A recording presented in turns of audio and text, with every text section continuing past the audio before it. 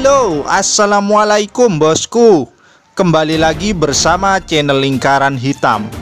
Semoga ini bisa bermanfaat dan menginspirasi kita semua.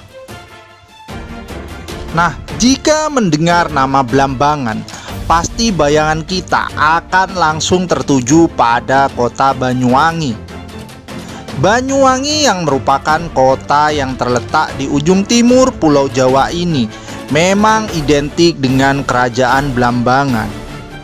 Selain sebagai kota gandrung, Banyuwangi juga terkenal sebagai kota Blambangan karena diyakini sebagai pusat pemerintahan dan pertahanan terakhir dari kerajaan Blambangan. Sebagai basic pertahanan dan kerajaan Hindu terakhir di Pulau Jawa, kerajaan Blambangan sempat lama bertahan dan wilayah kekuasaannya terakhir adalah Kabupaten Banyuwangi saat ini. Dalam catatan sejarah, luas kekuasaan kerajaan Blambangan ternyata tidak hanya sebatas dari Kabupaten Banyuwangi saat ini, bahkan lebih luas dan mencakup dari kabupaten lain di sekitar Banyuwangi. Kekuasaan Blambangan mencakup seluruh tanah pedalaman ujung timur Jawa.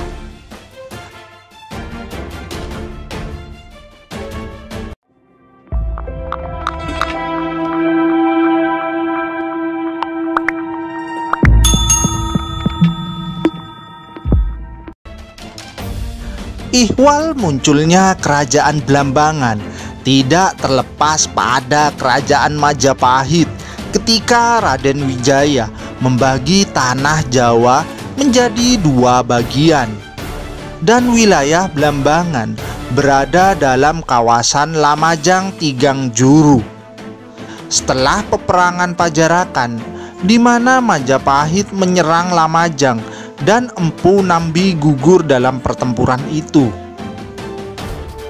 nama Blambangan muncul kembali pada saat era kepemimpinan Menak Dahali, yang mana dalam kisah para wali 9 dikaitkan dengan asal-usul dari Sunan Giri yang ibunya seorang putri raja Blambangan. Letaknya yang cukup strategis dan Blambangan sebagai daerah penghasil beras selalu menjadikan daerah ini sebagai incaran oleh daerah-daerah yang lain. Sebut saja Kerajaan Demak, Pasuruan, Mataram Islam, dan bahkan Bali yang selalu berusaha meluaskan pengaruhnya ke arah barat, juga selalu mengincar Blambangan. Usaha Demak dalam menyerang Blambangan mengalami kegagalan. Sultan Trenggono pun yang memimpin langsung penyerangan ke Blambangan menemui ajalnya di wilayah Panarukan. Mataram Islam pun di bawah kekuasaan Sultan Agung tidak sepenuhnya bisa menundukkan Blambangan. Serangan pertama pada tahun 1635 tidak sepenuhnya membuat Blambangan tunduk terhadap Mataram. Pada tahun 1637, Blambangan mampu bangkit dan melakukan perlawanan. Hal ini memaksa Sultan Agung untuk mengirimkan pasukannya kembali pada tahun 1639.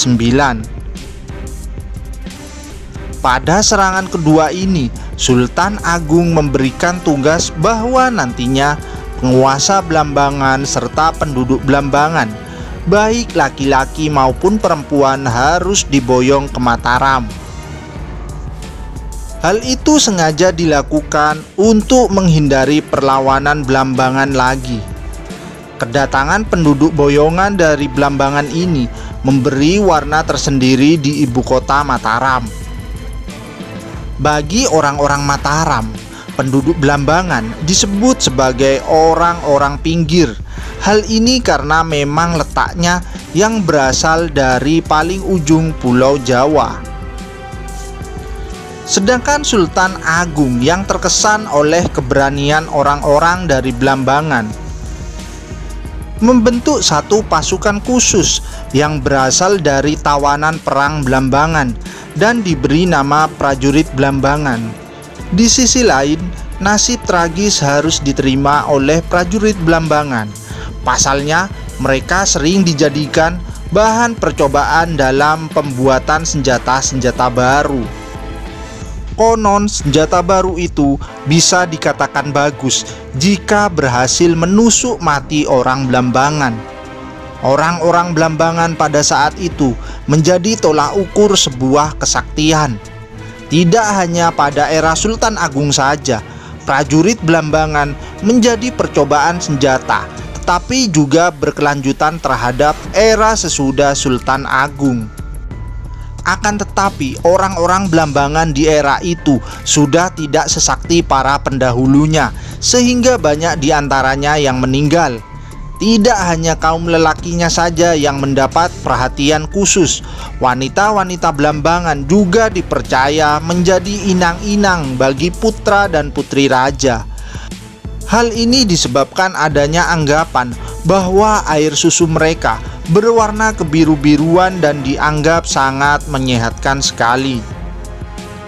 Sisa-sisa kesaktian orang-orang Blambangan saat ini masih bisa dilihat dari tanah asalnya. Sebut saja Banyuwangi yang sampai detik ini masih terkenal dengan tradisi mantra osing yang masih cukup disegani banyak orang. Bahkan isu santet yang berkembang di Banyuwangi di era sekitar 1990-an itu menunjukkan bahwa memang orang-orang Blambangan masih mewarisi kesaktian dari nenek moyangnya.